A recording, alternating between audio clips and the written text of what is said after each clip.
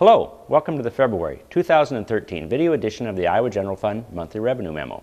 I am Jeff Robinson, Senior Fiscal Analyst for the Iowa Legislative Services Agency, the nonpartisan support agency of the Iowa Legislature. This video will cover Iowa net general fund revenue for the first 8 months of cash fiscal year 2013. I will also discuss how the filing and processing of individual income tax returns is progressing this year.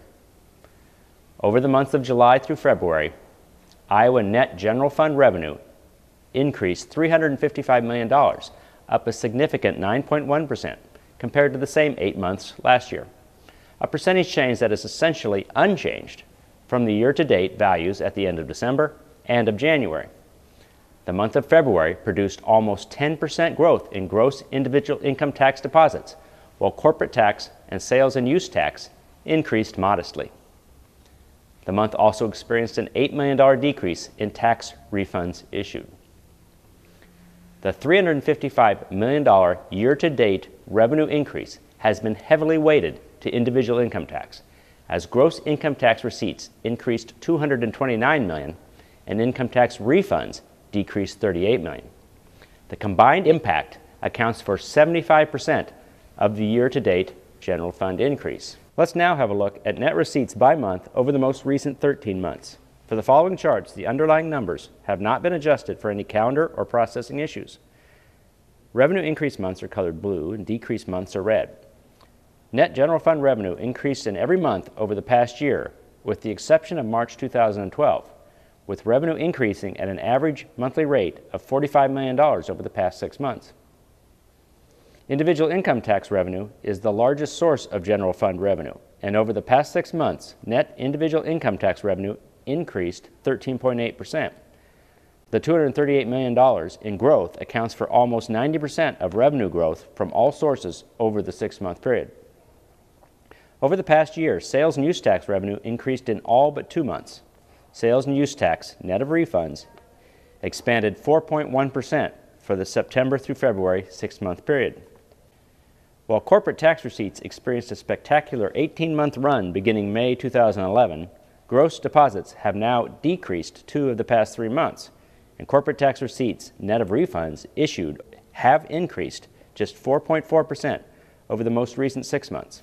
As I mentioned earlier, individual income tax revenue, net of refunds, has increased significantly over the past 6 months and has accounted for a very large share of overall revenue growth.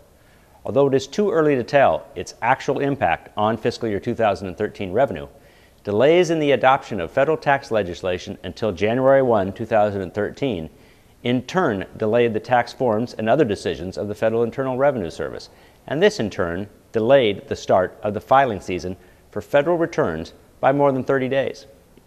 Those delays at the federal level kept some taxpayers from filing their tax year 2012 federal and state tax returns for 30 to 40 days.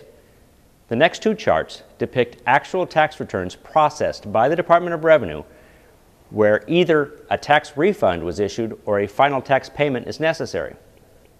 The first chart depicts calendar year 2008 through calendar 2013, and we can see that the tax returns were not processed until about February 6th this year. By that time, processing of returns were 100,000 returns or more behind previous years. The second chart shows that while considerable growth has been gained, tax processing remains almost 50,000 behind last year. Since returns requiring a tax refund are the dominant type of return filed early, it is quite possible that it is tax refunds and not final tax payments to the state that are behind, and therefore individual income tax net receipts may be somewhat overstated during the past 40 days or so.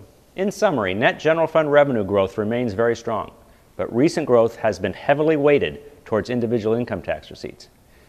Federal inaction and action at the end of 2012 likely changed the tax filing behavior of taxpayers, and the full impact of the situation will not be known until at least mid-May.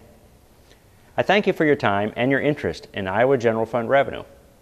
Please check out the next monthly video memo in early April.